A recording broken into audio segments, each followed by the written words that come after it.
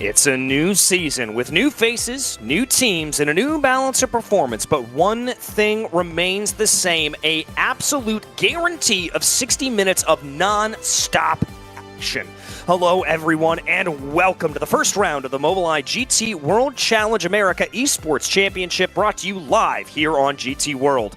My name is DJ Clark, delighted to be joined in the commentary booth by Austin Belke, with Mike Yao and Steve Proudly working behind the scenes for us here today.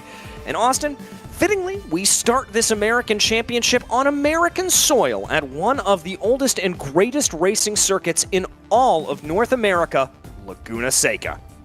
Well, DJ, first off, happy to be here. Absolute. This is going to be a great race today. You look at all the tracks that we could possibly start off the season with in the continental United States, and this has to be one of the most fun, certainly in the entire country. I mean, you've got the corkscrew. What an amazing complex of corners just after the Rahal Straight. And how about Rainy Curve? There's a lot of corners here that you have to nail if you want to get around the track in one piece, and it's going to be really tricky, especially when you're having to push the car lap after lap after lap for an entire hour. As we are going to go ahead and bring you through the entry list here, as we said, a couple of new faces, couple of new teams coming on in, but plenty of familiar faces coming on in as well. Looking at you, Josh Staffen there, as well as names like Oliveira, Simard, and Igor Rodriguez there. Plenty of familiar names to be able to populate into here, and it's good to see also on the right-hand side of your screen, as you can see, the variety of cars that we have here. Going to make this a really fantastic championship, and obviously bringing in some of the new cars that have been brought on in here, including the new Ferrari 296, as well as that Porsche 992 GT3R, some updates for the year, so very, very happy to see that. But Austin, as you said, this circuit, just an absolute gem of a place to be able to run from Rainy Curve through the corkscrew. Not that many overtaking opportunities, however, and I think that's going to make qualifying, which just about wrapped up here a couple of seconds ago, very, very crucial for these drivers, as they need to be at the front of the field to be able to dictate the pace and to not have to make any, well, let's call them overly risky overtakes during the course of this 60-minute race. As there you see that qualifying results on your screen, and it is Igor Rodriguez for Williams Esports, leading Williams Esports 1-2 there, with Mobileye right behind them.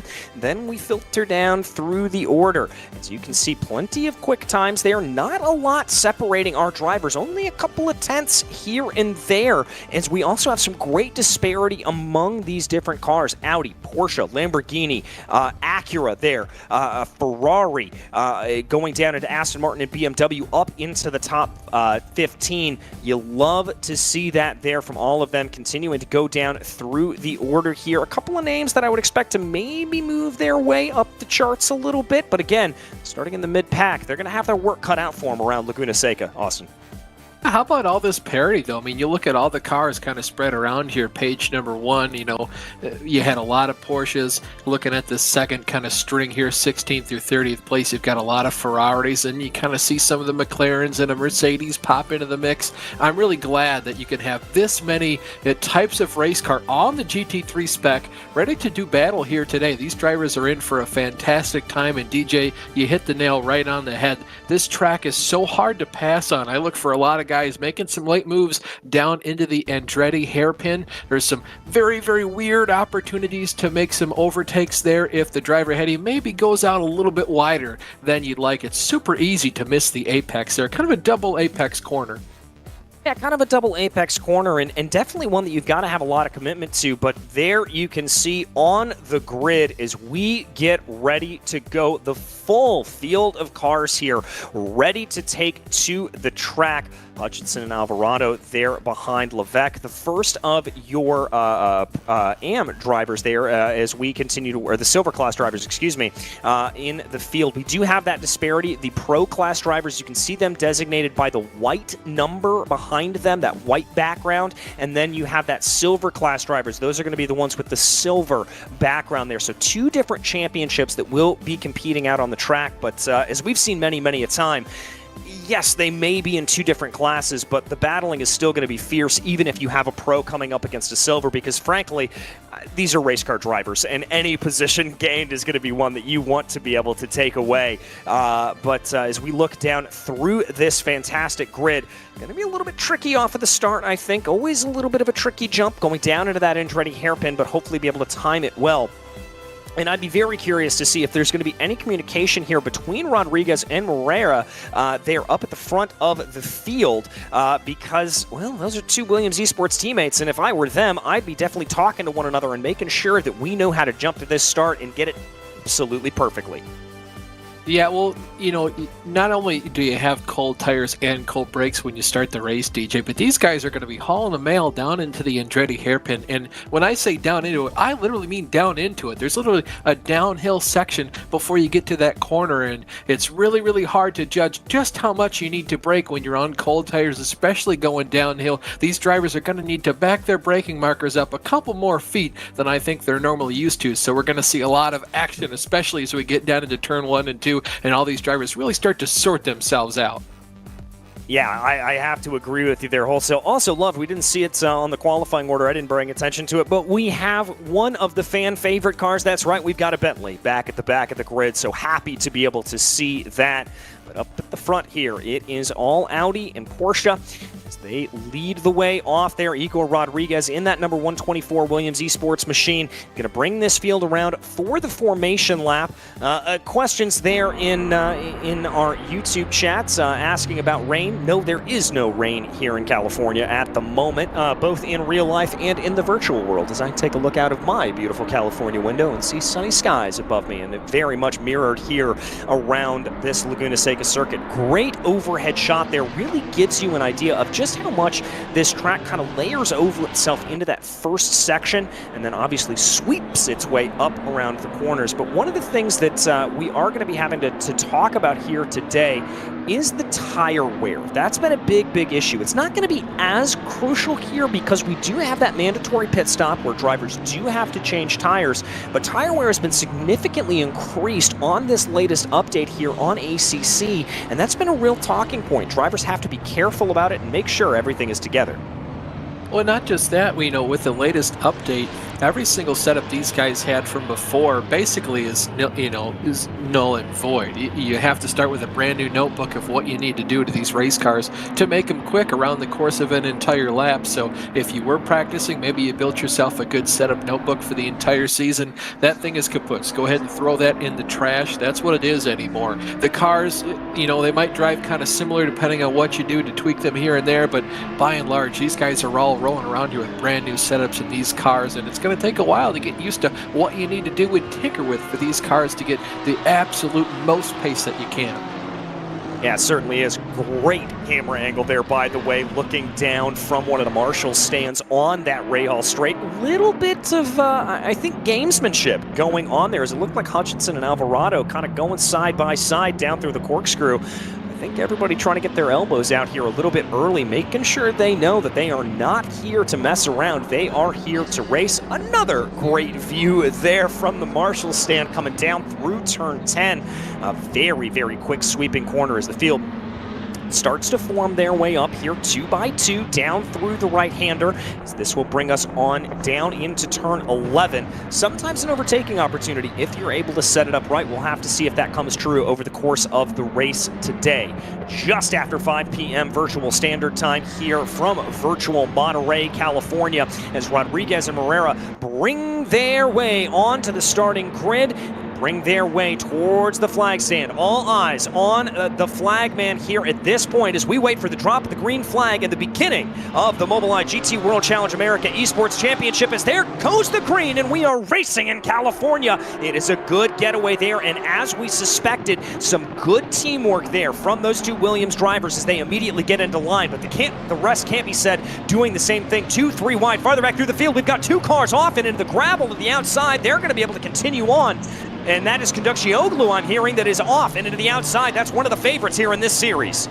Boy, it was really interesting to see all these guys kind of file down from 3 wide to 2 wide to 1 wide. There was even some 4 wide back in the pack as these guys were really just trying to make sure they were all kind of necking each other down. Mostly 2 wide. Oh, a little bit of argy-barginess there. One driver off. That's a Bentley in the sand on the... Oh, contact.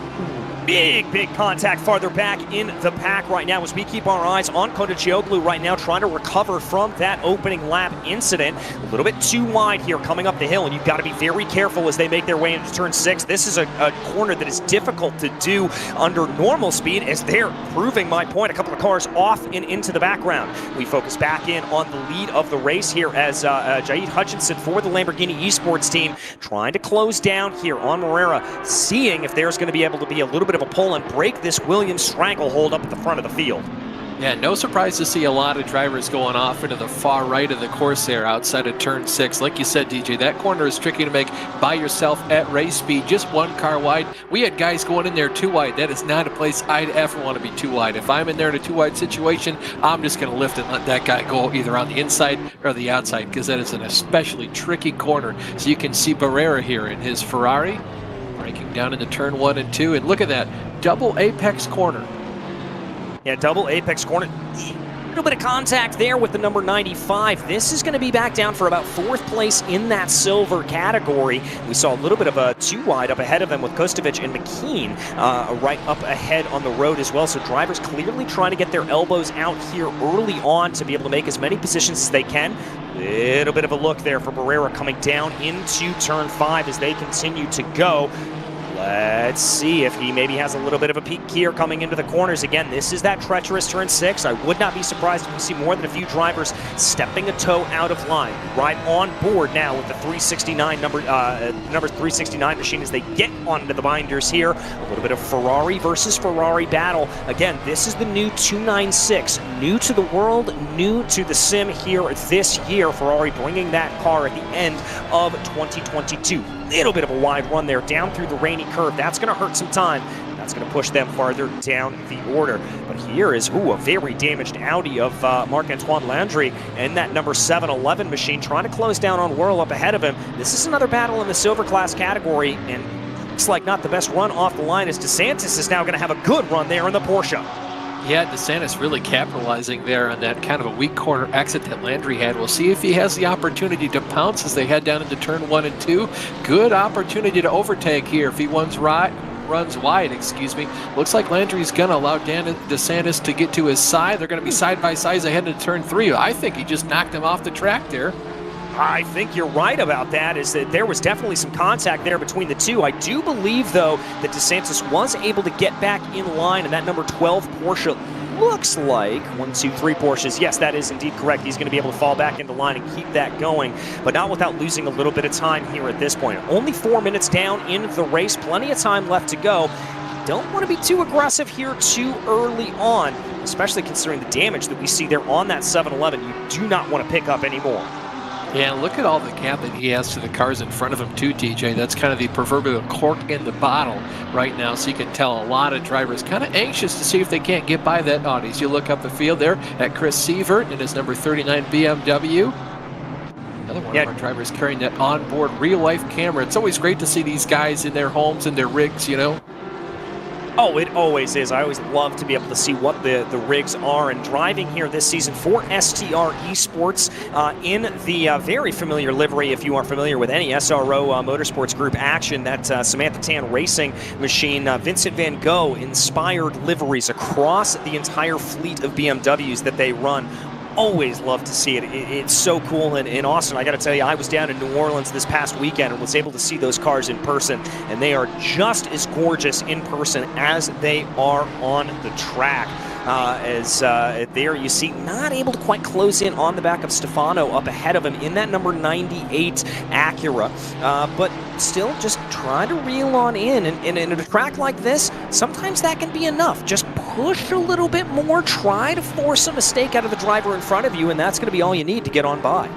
Yeah, just stay there in his rear view mirror, because the more room you're taking up in that rear view mirror for the driver, the more he can see your car kind of weaving back and forth back there. And he knows you're just kind of stalking him right now, hunting prey, as it were, maybe a lion out in the weeds, kind of just stalking, making sure, hey, just so you know, if you make a mistake, I'm going to pounce on you, and you better be careful. Yeah, very, very crucial to be able to make sure you're there. As we watch Adrian Bourdon right now in that number 8 Bentley, one of 2 Bentleys in the field, one in the silver class category, one up in the pro class category. And by the way, just a question here from chat that I saw pop up a little bit. You will hear us refer to those NSXs that are out in the field as Acuras. That is because they are branded as Acura here in the States. When you go overseas, they are branded as Hondas. As we've got a big coming together, Espriezer there turned around, looks like Whirl as well in the number 40 Aston Martin. That is a huge coming together. Yeah, it looked like 2 shots ago, as you could see, all the drivers are coming out of that hairpin turn 11. It looked like they might have gotten down to the inside of the track. There's some marbles over there, and that's one of those, the slowest corner of the entire track. You're getting a lot of wheel in that car, and you really have to be careful that you set yourself up well for that long straightaway, because any kind of momentum you lose, you're just going to get pounced on by all the drivers behind you. You can see, oh man, almost had to barely check up there to avoid getting in the back of that Lamborghini up the road. Lots of damage on that car. It's hurting. Yeah, it's very much hurting. That's the 999 of Clifford that they were able to get on by. So clearly some damage on the Lamborghini. That may have also been a little bit of an off track and trying to get back up to speed. We're going to focus a little bit farther up in the field in Nostra here, and looks like they are going to be in a battle with Alvarado in that number 420 Acura. Meanwhile, the 262 Porsche for Yassit SRO 23 trying to find a little bit of an opportunity and looking a little bit down into that overtaking opportunity that you mentioned earlier here, Austin, down into the Andretti hairpin. He's trying to see if it can go, but you have got to be so brave to be able to make that work. Well, you do, especially because the way you enter that corner, it's not like a regular corner that's kind of shaped like a giant U. Because it's a double apex, it allows for these drivers to enter the corner extremely shallow, drift to the outside of the corner in the middle between the two, just like you can see how they are right now. They go a little bit wide, kind of diamonding the corner, as you call it, on more of the short track asphalt racing side. And it really makes passing in that area extremely crucial for drivers that want to get it done, but it's really risky if you want to do it. Yeah, very risky indeed. As we ride on board with Lucas, or we ride watching Lucas Whirl right now, you can see him down in the corner right now, trying to be able to get a little bit of a run here on Portis II. This again is a battle in the silver class category as they try to go. And just for clarification, by the way, looking at the YouTube chat, not saying that there aren't Hondas in America. That is not the case. We do have Honda, we do have Acura, we have both of them here in the States. The difference is that NSX in particular is branded as an Acura here in the States. It is branded as a Honda elsewhere. So that is the difference that we were talking about. Sorry for the confusion on that. And thank you to the mods in chat for helping us to clarify. But we get back to the on-track action here. Looking out the back of Nicholas Alvarado for HPD Yas Pro in the number 420. This is a battle up in the silver class category. As we look at that Porsche coming up from behind in 2 different... Yeah, That's like a big rig over-the-road racing right there on it, Nick. I'm surprised just how straight he is. I mean, the posture, that's pretty incredible. He can drive like that and extract this amount of lap time out of the car. Yeah, it's really pretty incredible. I mean, we're used to seeing somewhat setups a little bit similar to that when we talk about NASCAR sim racing, but my goodness, it just looks like he's... that looks so uncomfortable, Austin. I'm sure he's having a good time, though. He probably doesn't know any difference between that. Maybe he drives a truck in real life, so he's just kind of used to being that much over the wheel. But, boy, I can tell you, when I built my rig as an 18-year-old, I wanted that steering wheel right in front of my face like I was in a Formula One car. But, hey, you know, to each their own. Now, everybody has the money. He's probably using the same desk he uses maybe to do work or school work. So, props to him. Yeah, props to him. And who are we to judge, as Alvarado is up here into 4th place in this race, so it's certainly not hurting his lap time whatsoever. Looking out the back there, that Porsche. Now watch for it to get a really good launch off of the corners. That's that design philosophy difference that we talked about here. Is there we take a look at what race control is saying. Cars 7, 11, and 28 on lap 1, no further action. Incident between cars 4 and 84 on lap 1, no further action. So the race stewards being very busy here early on. But what I was saying about those car differences, the incident between number 93 and 43 on lap 1. 10-second time penalty there to car number 93 for causing a collision. So they're having to make decisions out there, and the tough ones as well. And that's Carl Whitmer there in the HPD Yas Pro America Acura NSX, and that is not what he wants to see here at this point. Race control, we do have live stewards. We do have the ability to check in on all of that. But we are going to check in on a battle a little bit farther down in the field. This is for the final podium positions in that silver class category. And Joseph Kostovich here in VR, and always interested to see those drivers who race in VR. Is it does give you a sense of immersion that running on monitors doesn't necessarily give you, Austin, but it also runs as a little bit of a detriment that sometimes you get a little overheated around the eyes, and sometimes you can even get a little bit of nausea, a little bit of motion sickness. So it's a little bit of give and take. It certainly is, but it really helps you to kind of just, turn your head and rotate just a little bit, and it really gives you the opportunity to see the apex of the corners, sometimes where that A-pillar, if any of these race cars, might obscure that view of a driver that is just running a single, even a double or a triple monitor setup. So there are some pros, there are some cons to it. I was also kind of surprised to try on a set of VR and as well talk to some of my friends that run the VR, and you lose a lot more peripheral vision than you think that you might get out of a set of triples or doubles. So again, pros and cons to everything, but boy, if I could kind of swing an entire VR setup, I'd be pretty hard pressed not to. Yeah, I'd be the same way. Little bit of a poke out of line there, farther back from the Porsche there of Casas.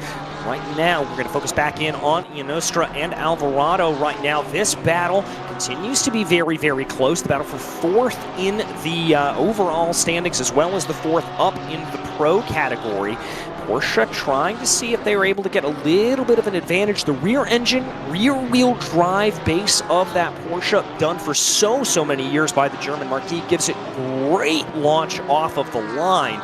Really and truly, as all that weight sits over that rear axle. In contrast, the NSX up in front of them, mid-engine design really helps it rotate through the corners. So it's very much design philosophy here that is the difference between these two cars.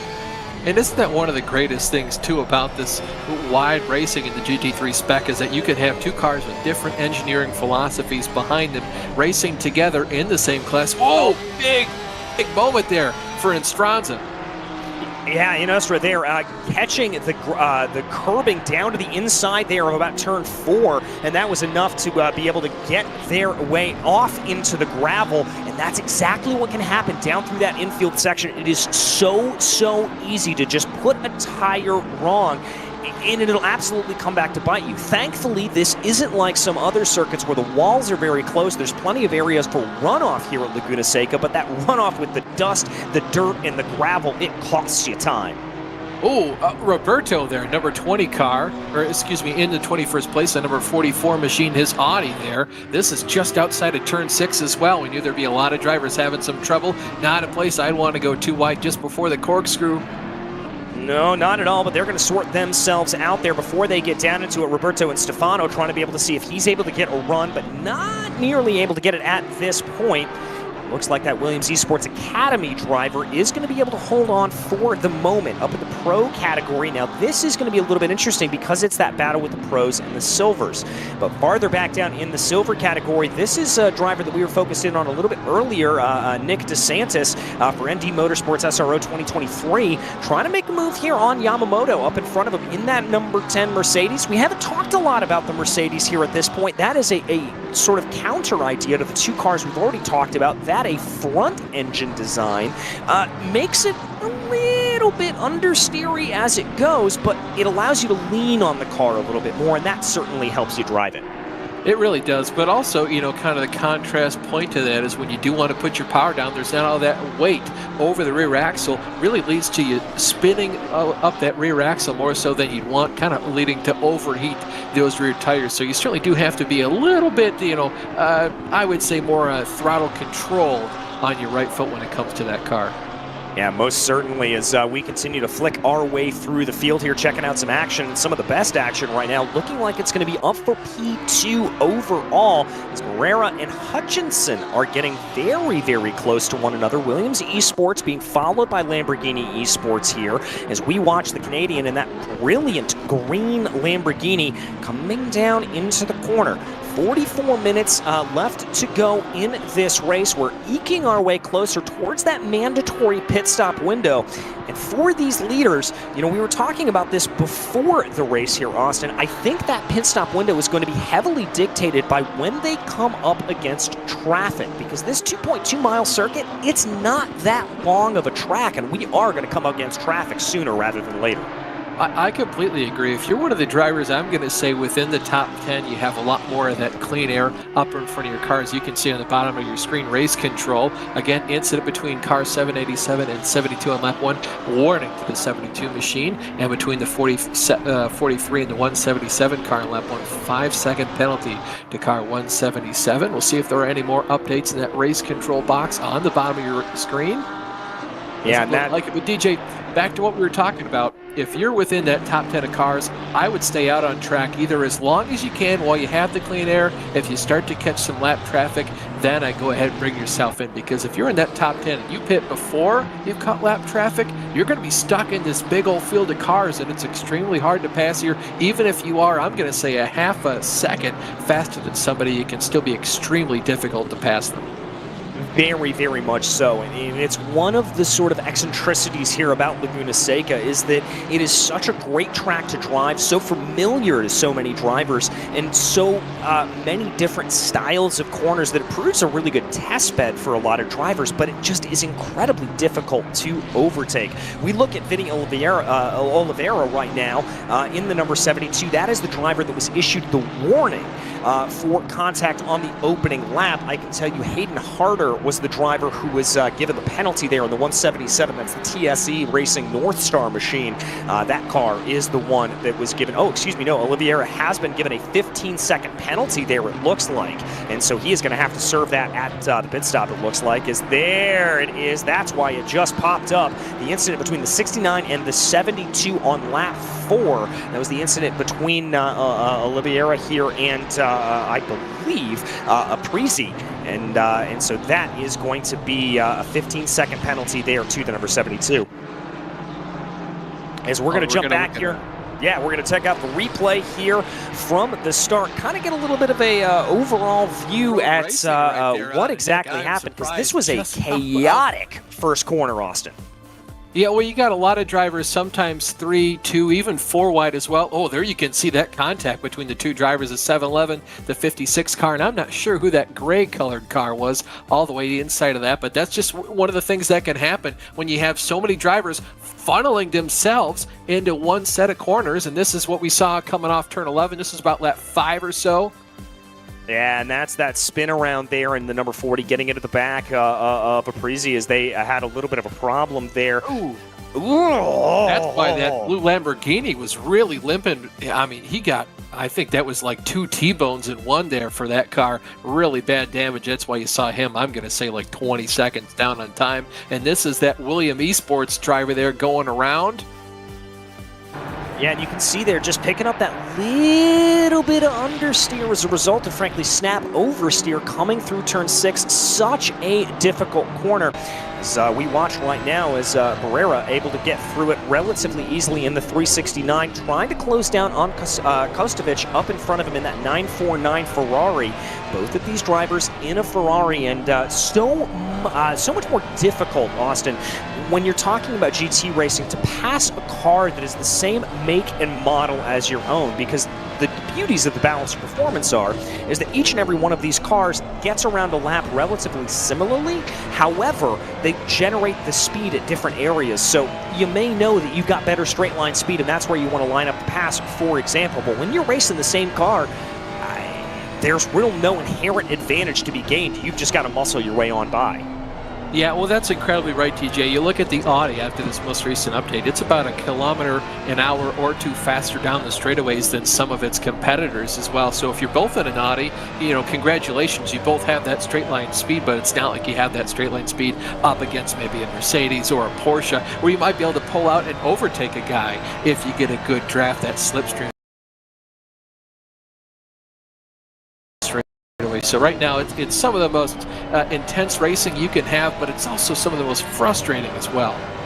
And there it is. The pit window is officially open for these drivers. As we said, I don't expect the leaders here to come down at this moment. They're probably going to want to wait until lap traffic gets in their way. As we look back at that battle, Stefano here pushing ahead a little bit, trying to see what he is able to do. The 369, just looking for that advantage coming down through Rainy Curve, but good defensive line there from Kostovic to be able to hold him at bay and really doing a pretty fantastic job. Here's Dornell up at the farther end of the field at this point in that number 3. There we've got a view of him, the highest placed Aston Martin as they run.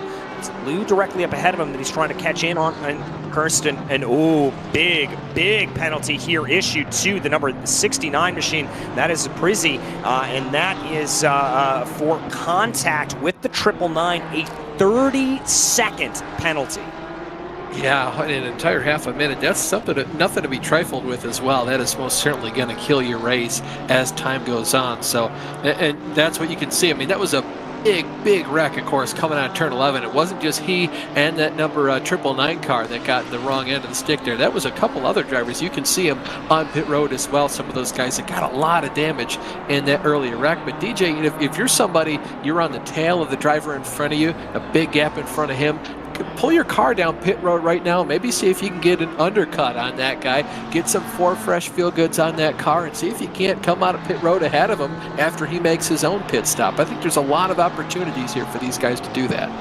Yeah, I agree with you there. There certainly are some opportunities here for those alternate strategies, as it were, as we just saw Patrick trying to take a little bit of a look there on Verl going down into turn 6. Again, probably not going for the overtake there at that point, but just trying to see if he could push that Aston Martin offline a little bit, make the little bit of a mistake there out of that white and pink machine in front of him. But they've got to be careful. They are losing touch with the 116 of Johnson up ahead of them to the tune of about 2 seconds because of this little battle that they're having. And, well, that point is going to go to naught, as that was going to be him diving down into pit lane. But here's Kerstetter for SOP Esports. And the number 28 machine trying to close in on the back of Dornell. This is that battle we were following with the Aston Martin earlier on. You can see he's really having work on that wheel, just how much wheel input he's doing there. Lots of feedback in that thing too, and especially, corners number 2, 3, 4, they all have those big giant turtles as well on the inside, so you want to make sure you cut that corner as much as you can, but you have to be careful, like you saw what happened. I believe that Audi really in the going. Turn 6 has one of those large turtles as well. You want to cut the corner, but if you hit it too much, it's going to shoot you to the outside of the track, and you'll be lucky if you don't find yourself inside the tire barriers. Yeah, very much so, as we give a little bit of love here farther down in the field to Skylar Loverink. Ooh, thinking about going too wide down into the corkscrew. Always a little bit sketchy, as the incident between cars 39 and 98 on lap 5 is deemed a racing incident, so no penalty given out by race control. Oh my, Austin, race control has been very busy here today.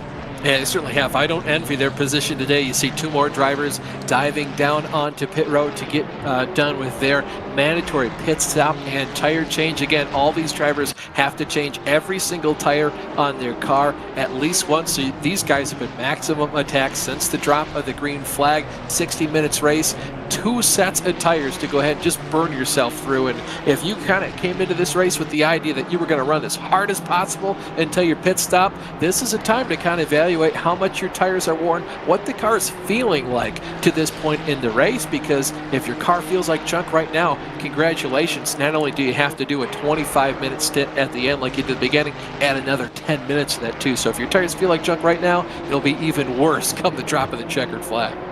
Yeah, and so that may change a little bit of the understanding for drivers, as they maybe switch back and forth, maybe try to do a little bit of tire saving. But I'll tell you what, we have not given any love to this man, Igor Rodriguez, up at the front of the field by a whopping 5.6 seconds. This man and this Audi looking absolutely untouchable here today. Well, to be fair to him, DJ, he won the pole by almost 2 entire tenths of a second. Really hard to do with a field that is this close together on pace. And unfortunately for Igor, he's finally going to have to deal with some lap traffic as you see a car coming out of the pits. Go ahead, DJ. And here we are going to focus in on the P2 battle for the silver class, Kostovic and Barrera. This is that dual Ferrari fight that we've been focusing on for a long time, just waiting to see if Barrera is going to be able to get this move done. He has been stalking behind Kostovic here for so long, and that 949 racing machine doing a fantastic job of being able to keep him at bay. You know, he's just doing a good job of hitting his marks here and putting in the kind of lap times he needs to. However, if I'm Barrera, bring that car down pit road, man. See what you can do with some clean air. It might work for you. It might not work for you. If you're happy coming in, you know, on the bottom step of the podium for that silver class, by all means, I can't blame you for doing that. Maybe you're still going to try to see if you can pass Kostovic. You can see just how loose he's getting that car coming out of turn 6. He's really giving it all he's got right now. By the way, we have had officially after 20 minutes, I'm getting a report here of 33 incidents logged in the race for race control to take a review on. But I do have to say that that is a little bit less than we had at Monza for the previous races here, where there were 70 incidents. So that is going to be a little bit of a relief, I think, for the stewards, that they're not going to have to deal nearly as much with it. But I'll tell you who else has to deal. That is Fidel Barrera here in that number 41, the other Williams Esports machine, as he is continuing to be hounded here by Hutchinson. And Austin, I've got to think here at this point that if you're Hutchinson, you've got to think about doing exactly what you were talking about, coming down into pit lane, seeing if you can make that undercut work. Yeah, I think if you're Hutchinson, you're putting yourself further and further into a corner right now, because every lap you run out there to get yourself further and further to that pit road closing, it's only going to be open for another 13 or so minutes. So the faster you can get down there and get yourself some clean air, the more ahead of Fidel Barrera that you might find yourself after Fidel makes his own pit stop as well. So I think it's a great opportunity for him to bring that car down pit road, you know, kind of fill that thing back up with fuel, change the tires. You might find yourself on the winning battle here, put yourself up another step on the podium, and it looks like he's going to try to have to go for the overcut as you see Fidel bring that number 41 Porsche down onto pit lane. Yeah, interesting there, doing a little bit counterintuitive of what we thought there. Barrera clearly seeing a gap, because that's the other thing we have to remember, especially for some of these bigger teams like Williams Esports. They're going to have engineers, they're going to have statisticians on the board, on the wall, that are going to be keeping an eye at those gaps. And so I guarantee you there, Fidel Barrera and his team probably saw a gap that they were able to slot him into, and that's exactly what he wants to do. There is Cody Sherratt. We had a little bit of a request there for the driver of the number 22 to be shown on the... that is a stop-go 30 for speeding in the pits for Cody. Oh, that is a terrible day there for the 22. Yeah, anytime you want to come down pit road, that's the easiest place for you to either win or lose a race. It doesn't matter how many positions. You can see more notes from race control at the bottom of your screen. The incident between the car 12 and number 59 in lap 5, no further action. And the one between the 999 and the 40 car in lap 5, warning to car number 40. All right, so a warning given out there to Whirl, as it looks like, but Cody's going to have to serve this stop-go, and he's going to come on into the pits. Oh, little bit of a how you doing there from behind. I do believe that may have been, yes, that is our second place driver. That's Hutchinson, who was trying to get a little bit of a hurry up there and unfortunately closed on in. That is disastrous for the Lamborghini Esports drivers race. Is also a time penalty being issued out to the 177 machine, therefore a collision. Yeah, and DJ, you talked about not giving enough love to our overall leader, Mr. Rodriguez, but how about Levesque? He's been doing a fantastic job. It looks like he's, 10 seconds or so clear of the next driver in the silver category. This man is doing an amazing job. Yeah, doing exactly what he needs to do. And that's one of the things here that you really come to appreciate when you talk about this sort of multi-class GT racing, is that you want to try to put cars that are in a separate class in between yourself and your competitors of the same class. That's exactly what Levesque has been able to do here at this point. He's got at least 3 cars in between himself and Kostovic, and that is very, very good news. That gives him breathing room, and that gives him a chance to be able to run his own race and not have to worry about who's coming up from behind him. Well, but also, how about this as well, DJ? Every single race driver, whether you like it or not, you're prideful about yourself. You have an ego to you. Might not be a big one, might not be a small one, but how about for this man? He's able to say that right now in the race, there's only one single gold tier driver ahead of me, and before that, there were 3 at race pace. So again, there's a lot to be pounding his chest about right now if you're Mr. Levesque. Very, very true. As we look back, having Hutchinson come out of pit lane, Austin, I'm a little bit surprised by this. He's still right up behind Morera here at this point, but I would have thought with that contact coming down into pit lane that Lamborghini would have been farther and farther behind that Porsche, but that's just not the case. They are still nose to tail after their pit stops have been completed. I'm really surprised by this myself, DJ. I mean, these guys as well, they have a mandatory pit stop, but it's also locked at 30 seconds, so it's not like you can take more or less fuel or choose not to take your tires. Those, you need to take your tires when you come down pit road. We see overall race leader Igor Rodriguez bringing his Audi down pit lane. He'll drop himself into that 7th position, but he should still cycle out as the overall leader. Yeah, he'll come out around here. The question's going to be, is that looks like the 84 of Portis, I believe, that he's going to be able to get out ahead of, as well as that McLaren there of Cloutier. And so that is going to be good running there for him. That's very, very smart for them to get out. I guarantee you that is the exact strategy that Williams Esports team wanted. Get him out in clean air and make sure he's able to run pretty well at this point.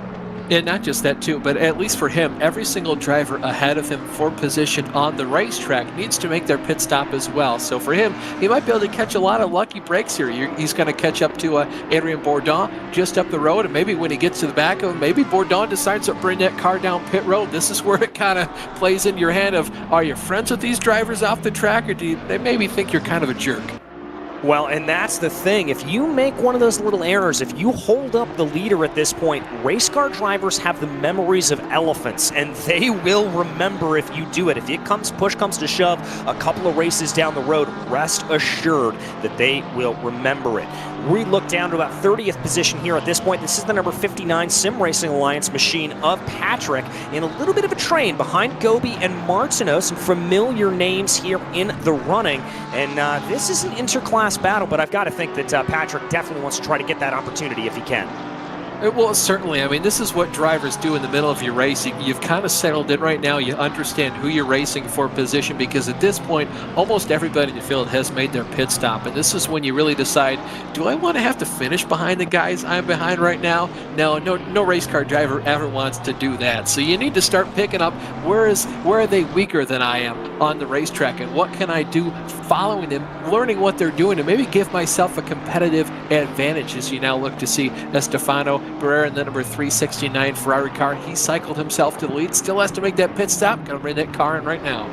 And interesting there, the note from race control, the incident between the 26 and the 22, a warning given to the 26. That's Shane Hutchinson. That is for that incident that we saw coming down into pit lane. The, well, for lack of a better term, let's use an American term on it, the little bit of a bump and run we saw coming down into the pits. And so a warning issued there to your third place driver once these pit stops cycle out. Not what they wanted to see, but probably a good call there. As now Fimbres Casas here in the number 95 Porsche, working their way around. They're going to now find themselves behind Kostovic, as Kostovic has come back down into pit lane at this point, and this is now going to be the battle for second in the silver category. But the man who doesn't have to worry about that is going to be Levesque here at this point, who is going to work his way on by pit lane, and there will re-inherit, well, second place in the silver category, as Doran has yet to make their pit stop. But I can guarantee you, once that 110 comes on in, it is going to be advantage Levesque. Yeah, he's still got a big distance behind him to Barrera there, the next driver in the silver category. And just like we talked about a couple minutes ago, he's still got Alvarado and Stranza and Negrini there, a couple of gold class drivers between the two of them as well. So he's got that little bit of an insurance policy, we'll call it. Yeah, I like the way of thinking about that. An insurance policy there to be able to fall back on, to be able to make sure that nothing is going to happen. As there is Barrera coming back out of pit lane, and there is Gulzar as we continue to go around right now in that Acura 4 HPD Yas Pro, number 14. little bit of a train here. This is going to be now third in that silver class category, as Barrera was able to get a good jump and put that Ferrari up into second in class and get a car in between himself and Kostovich. Yeah, how about that? What a move there. I really like to see that undercut versus overcut kind of dealio there, because it really shows the ingenuity and kind of just the brains between these race car drivers. Not only do these guys have the ability to drive around a racetrack extremely fast, but you can also pick up on, little intricacies in what you can do with pit strategy. So how about that? I'd be really proud of myself if I were him and I just did something like that myself. Yeah, I'd be very proud as well, but right now the main focus here on Hamza Golzar, trying to see if there's a little bit of an advantage to be gained. Ober from Casas up ahead of him in that number 95. This is ultimately the battle for the final podium position in that silver category, trying to see who will be able to take it away. It does look like here at this point that the Ferraris are pretty good, with Barrera and Kostovich holding on to that second and third place, but I'm sure that this Porsche and the Acura have something to say about it that they certainly want to close on in. But we are, I can't believe I'm saying this, Austin, we are over the halfway point here in this race already, so time's starting to run out for these drivers if they want to make a move. Yeah, and if they want to make a pit stop, they've only got a little bit under 4 minutes left to go before they have to come down pit road. You see Zach Doran doing that right now in his number 110 Porsche, so he will give up the lead. Obviously, he's just going to have to do that by virtue of having to make a pit stop, and he's going to do that just in the nick of time as you see Rodriguez retake the lead in that number 124 Audi, bringing that car into turn number 1, sweeping double apex corner. And this is now going to be the battle a little bit farther back down in the field. This is Dornell versus Severt there, as they try to be able to see what they can do. The BMW, I can tell you in real life, that car is wickedly fast in a straight line down in NOLA. Both the actual ST racing machine as well as the Bimmer World entries, they just look absolutely untouchable in a straight line. Gotta see if Severt's going to be able to pull that same spirit out here today. Renato right now doing a very good job carrying the standard for Aston Martin up into the top 10. That'll be a very good result here for this Race Anywhere SimSport SRO machine. Yeah, I'm going to have to keep an eye on that distance between he and Negrini just up the road to see if he can't quite catch up to that Audi. Lots of clean air between these two drivers for right now, and that's one thing as well that the sim does a phenomenal job at, is making sure that the impact of dirty air versus the slipstream is there, because your car is going to handle different when you're out in clean air. You also have the added benefit too of seeing the apexes on every corner, especially in the corkscrew. That's one of the trickier places where, as a fan, you really don't get the idea of just how much your visibility is reduced when you're riding that close to the driver ahead of you on the racetrack. Yeah, most certainly there. I can tell you, Austin, I have seen that in person as they are absolutely, that corner is absolutely ridiculous. A multiple story drop. I have never seen anything like it in my life, and if you get the chance, go out to Laguna Seca, experience in person. It is certainly something that you're going to want to see. But here's Carden Liu for HPD Yas Pro in the number 27, trying to close in on Kerstetter there in that Porsche up ahead, late into the corner there, carrying a lot of momentum down through the Andretti hairpin. Yeah, Kerstetter's got a lot of clean air up ahead of him, so I feel like for right now, Carden's being held up just a little bit, as is that Ferrari behind. That is the second place silver driver. Really just done a good job putting himself kind of in no man's land for that silver category. He's got insurance behind him and a long ways back to that next Ferrari that you see of Kostovich there. Yeah, very, very close running here as they go. It is exactly what we've come to expect here from the Mobileye GT World Challenge America Esports Championship. And want to give a massive, massive thank you, by the way, to Mobileye, who has jumped on as our title sponsor for this championship across all of our divisions. So a massive, massive thank you to them. As here we have our favorite driving position from Nicholas Alvarado in the number 420. But the driving position isn't what we should be talking about here at this point, as it is certainly a little bit of a battle with him and Ian Ostrow behind him at the 262. Yeah, Ian Estrella, he almost went for a dive there in turn 11. Thankfully, though, enough for Nick. He wasn't quite able to get that done, but he's still hot on his heels for right now. I'm surprised these guys have stuck as close to each other as they have all race long. I'd figure at some point either the unstoppable force of the immovable object would win out between one another, but they've done a phenomenal job of sticking with each other. Yeah, really and truly have. And as we've talked about here, it's very, very crucial to be able to do it as the pit stop window officially closes here at this point, and all drivers have made their pit stops. But the dirty air around, particularly coming through 4, 5, and 6 here, Austin, it's so difficult to keep that car under control. And what we mean by the dirty air, by the way, for those who are wondering what we're clamoring on about here, that is the air that comes off the back of a car here with all of these aerodynamic fiddly bits on it that disrupts the air and makes it harder for the aerodynamic bits on the following car to grip onto the ground. So it becomes harder to follow behind. And you really have to change your driving style as you go if you're driving behind another car. Well, yeah, and especially, too, it's not the air coming off the leading car. It is the lack of air coming out from behind that car, really, that does it, because everything that would help you in a straight line go faster, reducing the air on your car, as soon as you take that off because you're trailing right behind a guy, now all those little aerodynamic bits, as you call them, they're not helping you push that thing into the ground, so your tires have to work even harder. It can lead to that car getting a lot of oversteer as you enter a corner. A lot of dust being put up in the air there by Levesque just up the road. Thankfully, though, for him, he's able to keep that Ferrari on track, but it can especially lead you to overheat your tires. That's one of the things you really have to be careful about if you're stuck up behind that guy so closely that you start to lose all the downforce off your car. You need to be mindful of, hey, if I do this for too long, my tires are going to start to degrade way faster than anybody else on the track who's not in the same position. Too wide as we go here into turn 2. Yeah, that's Gabriel Felipe trying to send a little bit of a move there on Johnson in the 116. This is an inter-class battle here at this point between the silver class car of Johnson and the pro entry there of Gabriel Felipe for Oak Racing Team Esports as the Bentley tries to work their way around, not able to get it to play here at this moment. And again, we're seeing some of the pitfalls here of Laguna Seca. So very difficult to pass. You have got to really chuck the car into the corners to get anything done.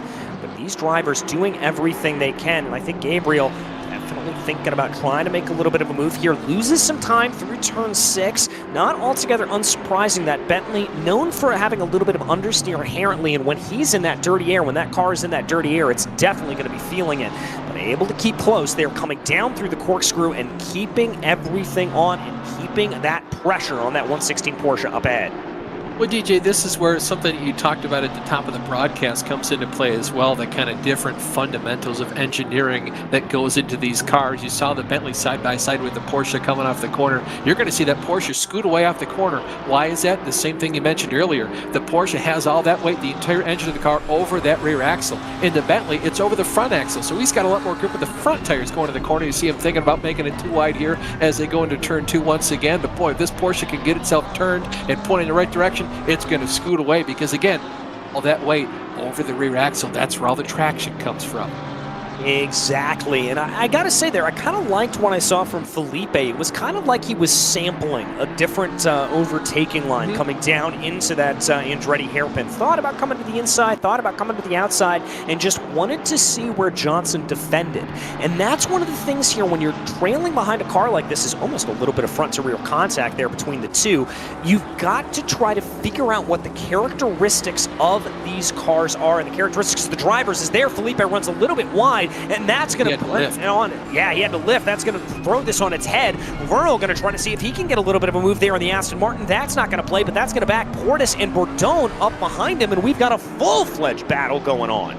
Yeah, 5-car gaggle going on right here. And I like what Felipe did going down the front stretch as well. He kind of pulled out, tried to see if he could juke him into, kind of covering off the inside, give Felipe the opportunity to go around the outside. You're going to see, though, this Aston Martin versus this Bentley as they go down the front stretch. Who's got the better top speed back further in this little gaggle, this 5-car pack? Bourdon, the Canadian driver in another Bentley. Yeah, he's going to try to carry a little bit of top speed here as that number 8 SOP Esports racing machine closes in on the back. And he's bringing Cloutier along with him as well, and number 36 McLaren. Here they go, trying to see if they are able to get anything done. They're going to stay in single file order here to go, but only a quarter of this race left to run. That means that I think, Austin, we're going to start seeing a little bit more of aggressive moves from these drivers, because it is now or never time if you want to get this move done.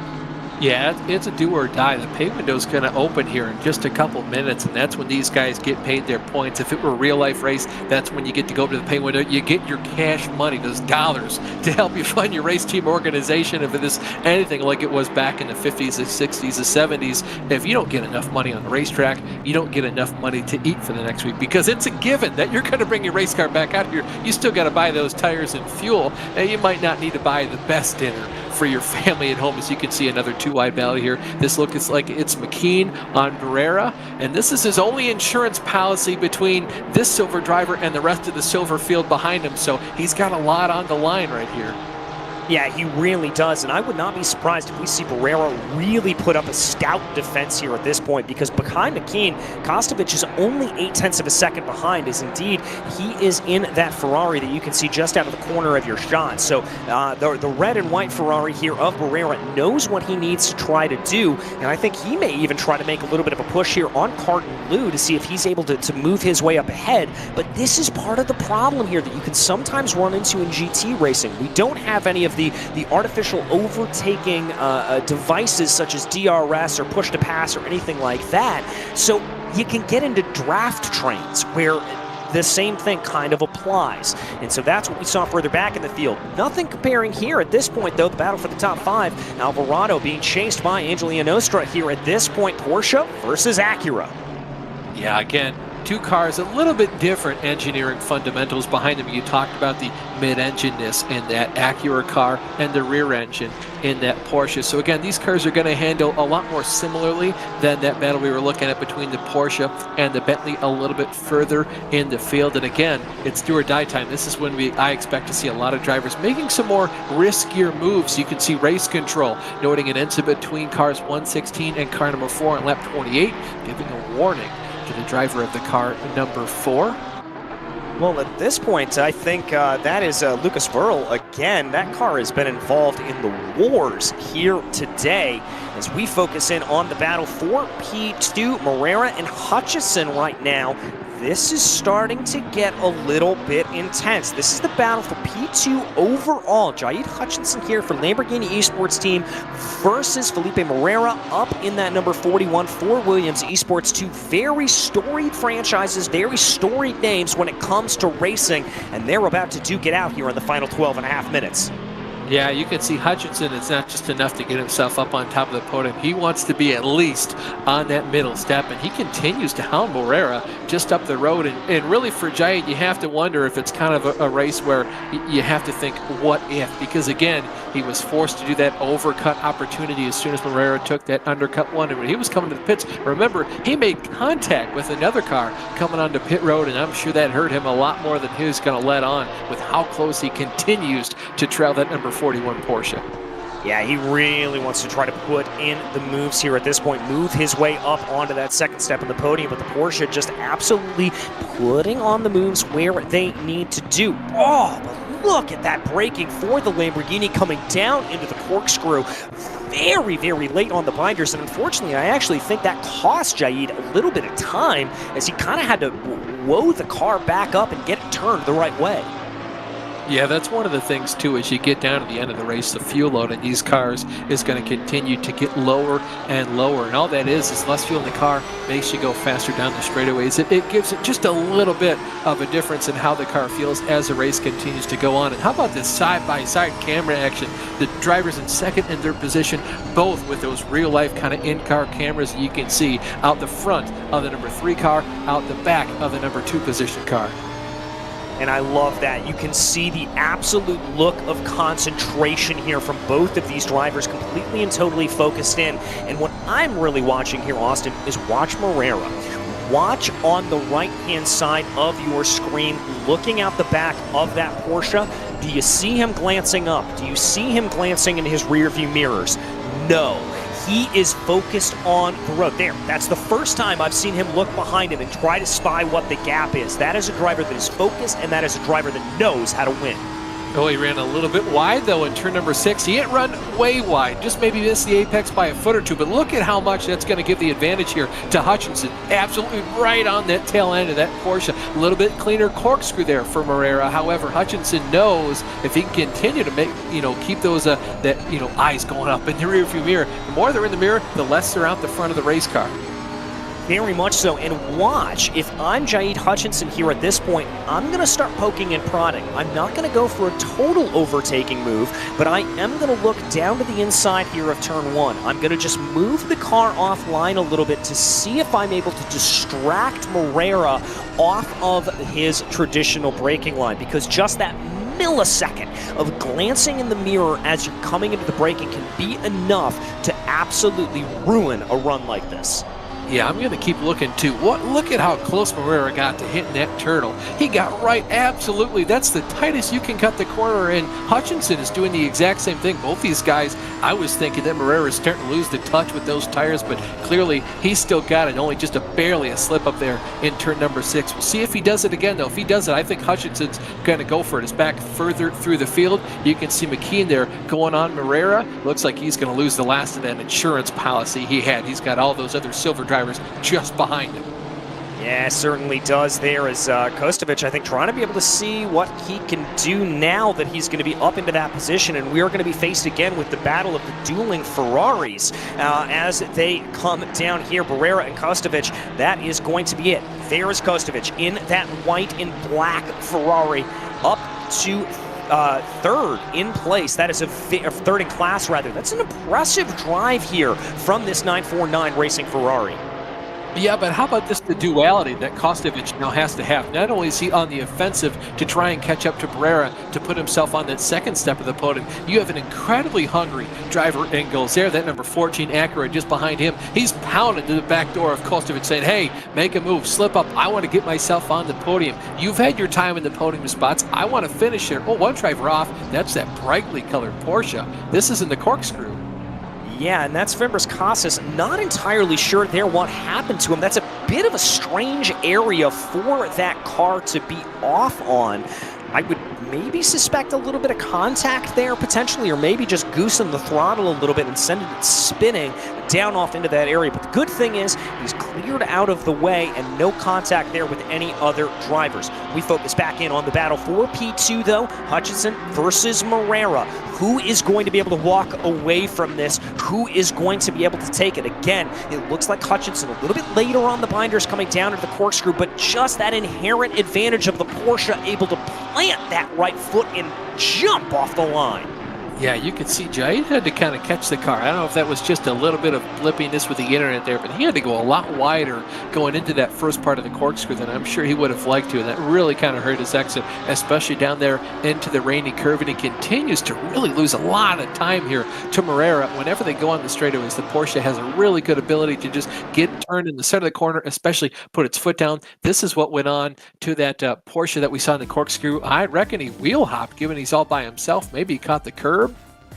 Let's see, brings it down there. No, I think the first assessment was right there, Austin. I think he just brought a little bit too much speed through the corner, maybe spun the tires ever so slightly, and that was just enough to send that round. Now, important to note here, if you overdrive that Porsche, we've talked plenty of times about how good it is off of the line with all of that rear weight on the rear axle. If you overdrive it a little bit, those rear tires can get chewed up very, very quickly. I wonder if that's just a case of a little bit of overdriving there from that Porsche. Well, let's talk about, too, how much harder it is to catch a car side by side, though, for P number 2 overall in the race. Hutchinson almost had a really good look there on Moreira going to the corkscrew. This was what I'm talking about, drivers getting a lot more desperate. He continues to just kind of take that cheating little entryway into the Rainer curves. Not quite able to get there, but he's still absolutely knocking on the back door. He is knocking on heaven's door here as we go looking for that second place position. Gonna get a good launch here, hopefully off of the final corner. There's the focus, a little bit of a smile. Yeah, that was a very, very good launch. The Porsche starts to stretch its legs just a little bit, trying to be able to push ahead. I don't think Hutchinson's going to be close enough. In Austin, with the way that Porsche is off of the line, I think we have got to see a little bit of a sneaky attack here from Hutchinson. Maybe ascend down into the rainy curve, maybe into turn 5. Some area that Porsche is not going to expect, and when it's not going to be able to use that acceleration to its advantage. Yeah, that's just the thing he's going to have to do, DJ. He's going to have to start reaching into his bag of tricks and pulling something out that Moreira just isn't expecting. I don't know if it's a dive bomb. I don't know if it's a dummy dive up the inside and maybe just thinking about forcing him to overdrive the entry of the corner, thinking you're going to try to overdrive the entry of the corner yourself. These guys continue. Oh, one car going off the track just a little bit. That's going to throw a kick into the gears of this operation here. We'll see how well it works out. Whew, that was close. That was very close. Very good. Oh, look at the overdrive there from Moreira. This is going to allow Hutchinson to get to the outside. Here he comes. Ooh, but blocked off as he tried to do the over-under through the rainy curve. Now he's going to go down into the penultimate corner, trying to get it done. And again, Moreira able to hold him off. Remarkable stuff from the Williams Esports driver. This is a battle for the century. Yeah, I figured one of these guys was going off the track for sure there as soon as they were forced to go a little bit deeper into the corkscrew than they thought. And this is absolutely immaculate driving. It is, and I've got a little bit of information here to be given back that we didn't see on our screen. It looked like P3 and 4 in silver just class. Kostovic and Golzar came together a little bit, and that is going to allow for Rivera to be able to move his way up into P3. Obviously, can't focus in on that action here at this point because this battle for P2 just continues to dominate our focus, and rightly so, as Hutchinson pokes and prods and tries desperately to find a way by this number 41 Porsche. Yeah. Talk about, again, not being envious of the position that race control is in. This is a replay of what just happened. This is between P3 and P4 in the silver category. A little orgy-bargy there. I was surprised that 14 car just got knocked around sideways. Yeah, that's very, very unfortunate for the 14 as here comes that lap traffic coming into play. And I've got to imagine that incident is going to be something that the stewards will want to take a look at. Wide run there for Moreira coming down into rainy curve, the more traditional tighter line being taken there by Jaid Hutchinson as they continue to try to do this battle. And in Austin, I think this is going to come down to lap traffic. We have got a big, big line of cars up in front, and there's a great run for Hutchinson coming off the line. Is he finally going to be able to get the acceleration away from that Porsche?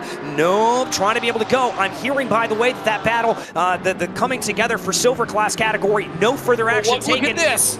Here he goes around the outside, going down into the Andretti hairpin. Is he going to be able to pull this off? No, Moreira still holds on to it. Man, that larger radius really hurt him there. I figured for sure he'd be able to do a lot more of a better job there on the outside of that corner, but it's just how much you can really cut that inside, and I think Moreira might have done a little bit of cheeky, pushing him a little bit wide there. I think that's only going to add fuel to the fire if you're Hutchinson. He's going to be really angry about this right now. Race control again into between car 5:27.87 on lap 33, 10-second time penalty to the 787 machine, and between cars 1:10 and 72 on lap 36, just considered a racing incident. Boys have at it. Boys have at it indeed. There's there another penalty being issued there for the number 4 for causing collision. That is going to be a 15-second time penalty, which will be assessed at the end of the race, considering that there are no more pit stops to be taken.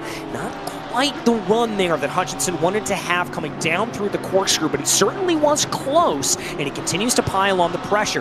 Now, our leader here, Igor Rodriguez, up at the front of the field by about 9 seconds, 9.5 seconds here at this point. I believe this is 2 to go at the line. Yeah, we'll have to see here. It's going to be really tricky determining what kind of lap times these guys have been running. I think for right now, yeah, it's going to be 2 to go at the line. They'll be getting the white flag, 1 lap to go next time by. And boy, these guys continue to go at it. Hutchinson and Moreira. Hutchinson has a lot of ground to make up before the end of this race, but he's still got the better part of 2 laps to do it. He's got time to do it, and again, I think that sneaky attack is going to be the way to go here for this Lamborghini. It just doesn't seem like the traditional overtaking opportunities are presenting themselves. Oh, look at that, he ran wide. This is going to allow him to get there. Whoa, and he has to jink to the outside, jink to the inside. Hutchinson tries to look down to the inside. Moreira trying to carry more speed around the outside, and finally, Jaid Hutchinson has done it up into P2. Wow, he just forced in air on him. Then it's not even the spot I figured he was going to do that. He'd been getting better and better doing the exact same move you were talking about, DJ. Kind of just forcing him to go a little bit hot into a corner, run a little bit wide, allow Hutchinson to get by. That was, wow. That was great stuff from Jahid Hutchinson, and absolutely delighted here for the Lamborghini Esports team and the Lamborghini Esports driver, as they absolutely deserve to be able to get that position. Not going to be able to close down on Igor Rodriguez with 10 seconds up the road, I think, but certainly this battle may not be over as we've got a little bit more lap traffic to deal with, but the white flag is in the air. 1 lap to go from Laguna Seca. Look at him going all the way down at the inside wall of the tractor, trying to break that slipstream of a draft. And how about this run here out of Igor Rodriguez? I mean, talking about putting on an absolute clinic. He sent these guys to school today. Yeah, he certainly did. He has done exactly what was promised of him, what he promised to do, and is going to continue to do it here on this last lap. And very, very quickly, I think he is letting the world know that he is the driver to watch out for here in the Mobileye World Challenge GT World Challenge America Esports Championship.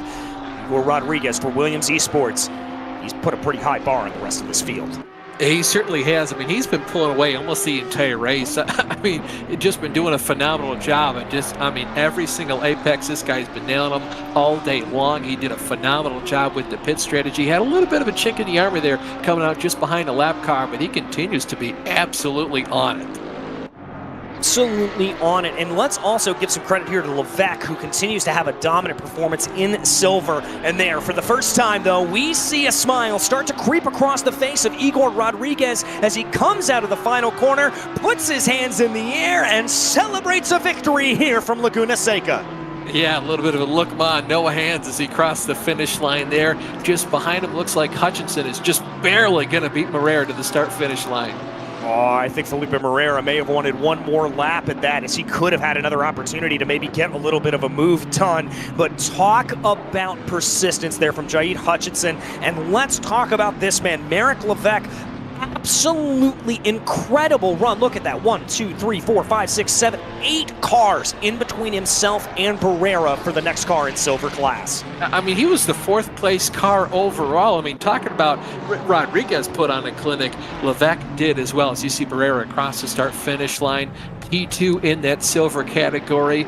Absolutely masterclass of an overcut job on his part. Yeah, brilliant stuff there for him. Here comes Michael Kondicioglu coming across the line right now in the number 56 Porsche for FFS Racing, as the Canadian will take 19th overall. A little bit farther down in the field, this is the last driver on the lead lap, Zach Doran, in the number 110. A little bit of wear and tear on the front of that Porsche, or I can't tell if that's actually wear and tear or if that is just that. But he's going to be coming across the line here in a few moments to take the checkered flag, and that will be the last of your finishers here from what was a fantastic day of racing from Laguna Seca, Austin. This race had it all. It had a lot of cars. I mean, parity up and down through the field. You had Porsches against Lamborghinis, Ferraris, McLarens, Mercedes. Everybody was here. Even the Bentleys played a part in this race today. You had overcut, undercut strategies. You had some argy-barginess going on all throughout the entire field. And at the end of the day, I can't think of a more deserving man to have won this race than Rodriguez. He absolutely stomped the field today. Absolutely stomped it here for this Mobileye GT World Challenge America Esports Championship. That is exactly what you want to see. And as we said earlier, let's also put on warning the rest of that silver class field, as it just looked like an absolute runaway there for your leader, Marek Levesque. Very impressive stuff. As we take a look back at the start, and Austin, this was... it was done from the first corner. Once Rodriguez got into the lead, day over. Yeah, I mean, he went ahead and stomped the field even in qualifying, got the pole by an entire 0.2 of a second, and over a track like this, it really rewards the driver for nailing every single corner. And that's why overtaking at the end of the day is almost impossible, because there's one very, very thin line for a driver to run around this track. You have to almost be 100% accurate to extract all the pace out of this car, and that's why it's so hard to pass. There's only one racing line, and this man found out how to hit it every single lap today.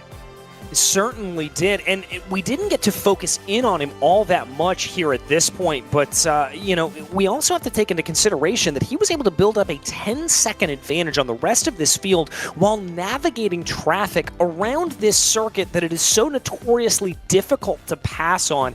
That is a really, really impressive feat from Igor Rodriguez, and frankly, carries on the level of experience, the level of speed that we have come to expect from one of the most storied names in all of esports, and that is Williams Esports.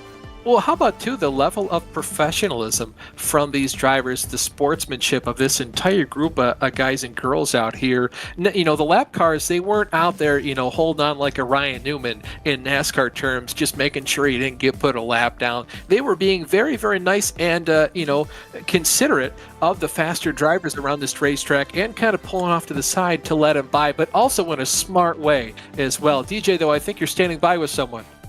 I am indeed. I am standing by with the man of the hour, Igor Rodriguez. My goodness, man, you looked untouchable out there today. Yeah, so we practiced a lot, got really good bop after the bop testing, and did my best, almost my personal best, and yeah, super happy. Well, talk to me about the start. We kind of suspected that you and your teammate may have had a little bit of cooperation. It looks like you kind of did some formation flying going down into there. How much conversation was going on among teammates over the course of the race, or was this a situation where you guys were just in your own category? Yeah, so we prefer to be like on our own zone, and since it's individual competition, like we are up for battle, and I think he decided to stay on P2 for the turn 1, and yeah, he could hold up the position, but yeah, was good. Was very good. And now I want to look ahead a little bit. We've got an entire season ahead. You have very clearly put your stamp on this championship. Do you think you're going to be able to carry on these winning ways next time out when we go to a, frankly, very different track in the form of Circuit of the Americas? Yes, so I really like all the circuits of this calendar. Audi, it's a bit hard to drive, so I'm gonna have to practice a lot, try to get the best bop, and yeah, I'm looking forward for this season. Really happy for the win, and that was my first win in the Sprint Series. Well, we are happy that you get to celebrate it. We are happy that we get to be a part of it, my friend. Is there anybody you want to thank for what I can only call an absolutely dominant drive here today? So obviously I want to thank my team and all the sponsors, because this year I received a lot of products and they made all the difference. So I can only thank them, and I think the win can help this. Well, it certainly can. My friend, congratulations again. Thank you so much, and we'll see you June 10th at COTA. Thank you. All right, that was your pro class winner there, Igor Rodriguez, with an absolutely commanding drive. Really, truly impressive stuff. But we also are getting ready to talk with a driver who was able to put in just as impressive of a drive. And that is Mr. Levesque here joining us in the booth. My friend, you had, what, 8, 9 cars in between yourself and your next silver class competitor? How was that? Yeah. The race really played to perfection. I'm very, very, very, very relieved that I finally got a good race. Shout out to the boys over at SRO Esports. This wouldn't be possible without them. They really allowed me to progress a huge amount this past year, so shout out to them. And yeah, super stoked for the race. Strategy went well. The Ferrari is really good at fuel saving, so that allowed me to jump a few cars in the pits. And yeah, really excited. It's a good start to the season. Well, talking about the Ferrari in particular, good at fuel saving, do you think this is going to be a car that is going to be able to be successful at every track we go to this year? Because we've got a pretty wide disparity of types of circuits. Yeah, well, it's going to depend, of course, the BOP, but I think the next 2 tracks are theoretically really good for this car. This actually might have been, in my opinion, one of the weakest for the Ferrari. it was a bit lacking pace there. So I think we have a good package for the rest of the season. We'll see how the updates come and how the car develops, but I'm pretty excited for the future.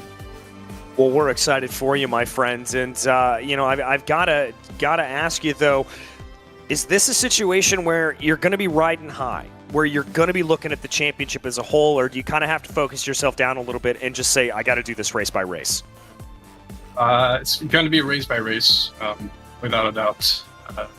Each race takes a massive amount of preparation, and you can't jump the gun on this one. Every race is going to be as important as the last one. So there's no room for error in the championship like this. Well, none at all, but my friend, if you drive a race like you did today with no errors, it's going to be a great season for you. Anybody you want to give a particular shout out to after a very, very impressive drive? Yes, shout out to my boy Jeffrey Ritchie, which played a big part in making the setup. My friend, we cooked. There you go. Well, Merrick, thank you so very much. We'll see you June 10th at COTA. Thank you. Goodbye.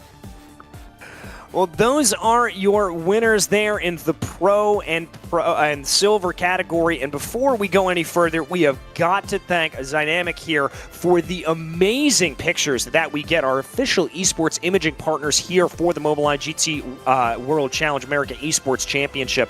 I mean, Austin, just look at that. That is just stupid pretty.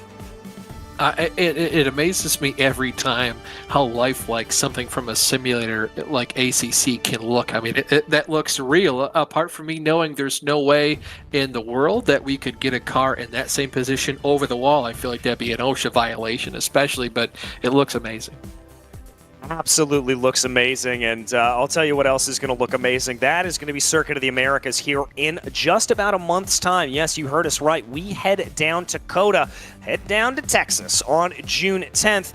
And just as a little bit of a reminder, if you are in the Texas area, well, make yourself out to COTA later on this month, because SRO is going to be there for SRO Motorsports Group America, as all of their series will make their way there. So a little bit of double COTA action, but in the meantime, on behalf of myself, DJ Clark, Austin Belkey, Steve Proudly, Mike Yao, and everyone behind the scenes here, it has been an absolute pleasure to bring you the racing action today. This has been a great race, and I cannot wait until June 10th. And folks, until we see you on the track, thanks for watching.